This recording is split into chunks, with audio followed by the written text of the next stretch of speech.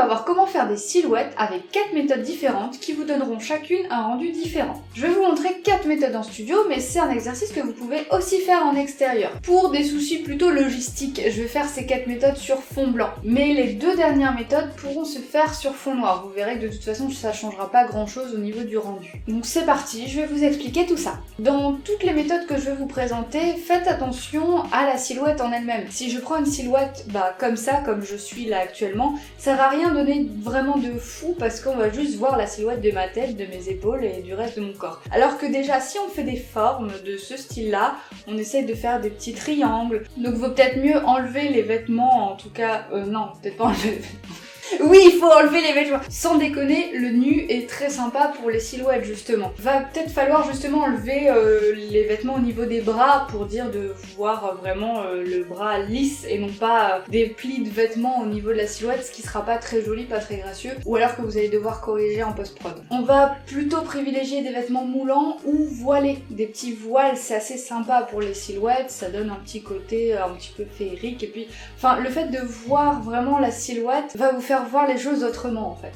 Les cheveux vont plutôt être un petit peu dans le vent, ça peut être très cool si vous mettez un ventilateur et que les cheveux volent un petit peu. Bref, on va essayer d'avoir une silhouette sympa. Faut faire vraiment attention au fait qu'on verra aucun détail, ni du visage, ni des vêtements. Donc faites vraiment attention juste au contour finalement de votre sujet. Et c'est cet exercice qui est pas vraiment évident, on n'a pas l'habitude de voir les choses comme ça. Donc pour la première méthode, on va être sur fond blanc et le but en fait va être d'éclairer avec 2 flashs le fond. Donc un flash de chaque côté vont venir éclairer le fond uniquement et le sujet, donc qui va être moi là en l'occurrence, ne doit pas du tout être éclairé. Ça va faire un effet ombre chinoise et on va vraiment avoir l'impression donc d'une ombre totalement noire sur un fond blanc. Ça va faire un effet un petit peu dessin. On peut d'ailleurs varier les plaisirs en mettant des gélatines de couleur sur les flashs, ce qui va nous donner un fond coloré. Ça changera un petit peu de la silhouette sur fond blanc classique qu'on peut voir. Réglage studio, donc comme d'hab, 1/200, f8, ISO 100. Je mets le retardateur, ne pas oublier d'enlever le live view quand on déclenche pour que les flashs se déclenchent. Et pour la mise au point, je monte les ISO et puis je vérifie que ma mise au point est bonne. Avec f8, je prends pas trop de risques, surtout que je suis à 20 mm, une vingtaine de millimètres. Et je me mets assez loin pour avoir un truc un peu plus en pied.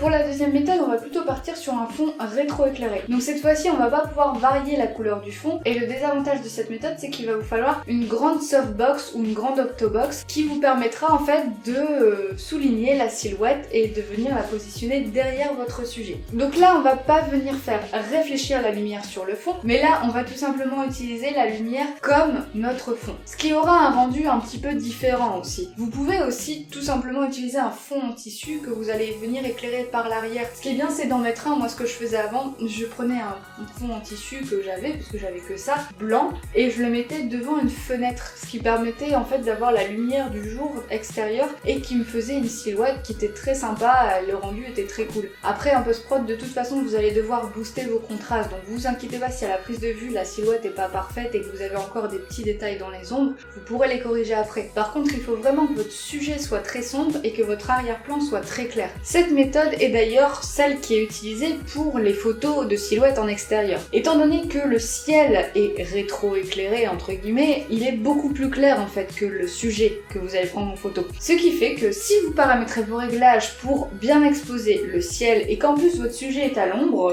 par exemple par temps ensoleillé vous mettez votre sujet à l'ombre, vous allez avoir votre sujet qui sera très sombre et le ciel qui sera bien éclairé. Donc ça va vous faire aussi cet effet silhouette en augmentant un peu les contrastes derrière.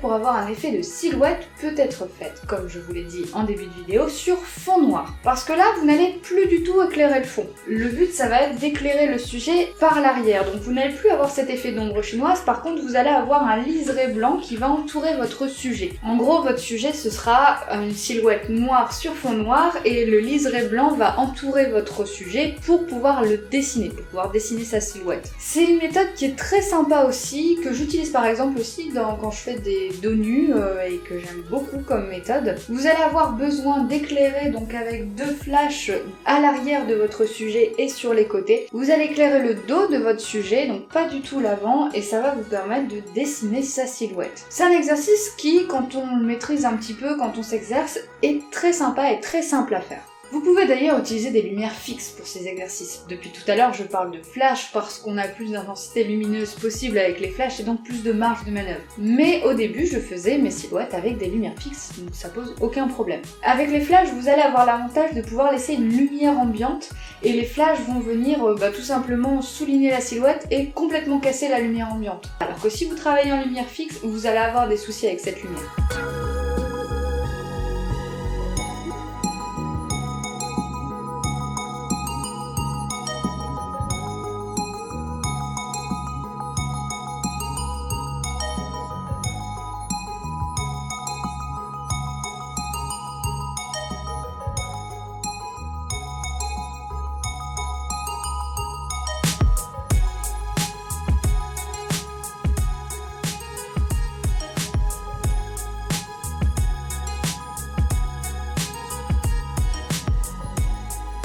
La quatrième et dernière méthode pour avoir un effet de silhouette rejoint énormément la troisième. Ça va être le même principe que les softbox derrière en fait pour venir souligner la silhouette avec un liseré blanc. Simplement cette fois-ci on va faire en sorte de voir les flashs dans la photo. Je viens mettre en fait 2 flashs à l'arrière de mon sujet pour créer un effet spot. On va avoir l'impression, vous savez, d'une scène avec des spots en arrière-plan qui vont venir dessiner la silhouette du sujet, exactement comme la troisième méthode. Simplement cette fois-ci, on va les voir et on va faire en sorte de fermer le diaph aux alentours de f11 minimum, voire un petit peu plus si vous le pouvez. Ça va nous permettre d'avoir un effet étoile en fait sur les flashs, qui est un effet que je trouve plutôt cool et que du coup je voulais vous partager aussi.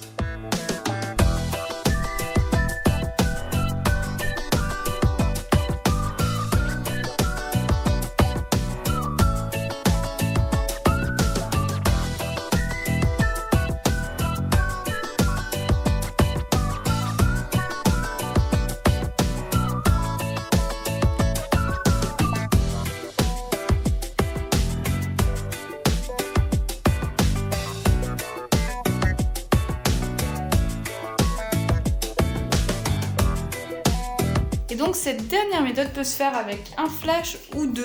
Voilà, l'effet spot, je trouve ça plutôt cool. Donc n'hésitez pas à tester, essayer, réessayer et à vous éclater surtout. J'espère que cette vidéo aura pu vous éclairer la blague en termes de silhouette. Et j'espère surtout que ce marathon continue de vous plaire et que je vous partage des astuces qui vous servent, qui vous sont utiles. N'hésitez pas à vous abonner pour voir les prochaines vidéos et à être notifié du coup parce que tous les jours vous avez une nouvelle vidéo pour tout le mois de décembre. Et si vous avez aimé cette vidéo, n'hésitez pas aussi à mettre un petit pouce pour le notifier. Moi ça me permet aussi de voir que la vidéo a plu tout simplement et puis de refaire ce type de vidéo à l'avenir. Si vous voulez me soutenir, vous pouvez aussi aller faire un petit tour sur Utip et sur Tipeee, les liens sont en description. Et puis personnellement, je vous dis à demain pour une nouvelle case en moins.